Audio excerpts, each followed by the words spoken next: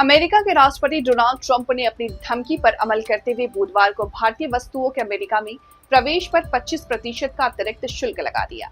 ये पूछे जाने पर कि भारतीय अधिकारियों ने कहा कि चीन जैसे देश की रूसी तेल खरीद रहे हैं, आप इन अतिरिक्त प्रतिबंधों के लिए भारत को ही क्यों जिम्मेदार ठहरा रहे हैं। इस पर अमेरिका के राष्ट्रपति डोनाल्ड ट्रंप ने कहा कि अभी तो सिर्फ 8 घंटे ही हुए हैं, देखते हैं क्या होता है। आपको और भी बहुत कुछ देखने को मिलेगा, आपको कई अतिरिक्त प्रतिबंध देखने को मिलेगा। ये पूछे जाने पर कि भारतीय दंडों के बारे में क्या चीन पर और अतिरिक्त शुल्क लगाने की आपकी योजना है, अमेरिकी राष्ट्रपति ने कहा कि हो सकता है, ये इस बात पर निर्भर करता है कि हम कैसे करते हैं। हो सकता है भारतीय वस्तुओं पर 25% का शुल्क लगाने की घोषणा ट्रंप पहले ही कर चुके हों, जो 7 अगस्त को प्रभावी हो जाएगा, जबकि ताजा घोषणा के बाद 27 अगस्त से भारत से अमेरिका निर्यात होने वाली वस्तुओं पर 50% शुल्क लगेगा।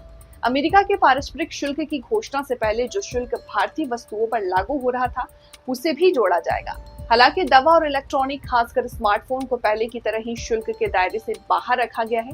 इन वस्तुओं पर इस वर्ष अप्रैल से पहले वाले शुल्क मान्य होंगे। सबसे बड़ी बात कि वर्ष 2024 में चीन ने रूस को $62 अरब के तेल की खरीदारी की, जबकि भारत की खरीदारी $52 अरब की थी। फिर भी ट्रंप अब चीन की जगह भारत को निशाना बना रहा। अमेरिका ने चीन पर 30% और तुर्की पर 15% शुल्क लगाया।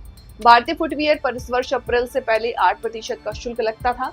तब अमेरिका को होने वाले फुटवियर के निर्यात पर 50 और 8 यानी कि 58% का शुल्क लगेगा। कारण यह है कि अमेरिका को निर्यात करने वाले देशों में ब्राजील को छोड़कर किसी भी अन्य देश पर 50% का शुल्क नहीं लगाया गया है। यहाँ तक कि गत मई-जून तक चीन को लगातार भला बुरा कहने वाले ट्रंप ने चीन पर 30% का ही शुल्क लगा रखा है और अब अमेरिका चीन के साथ व्यापारिक समझौते की बात भी कर रहा है।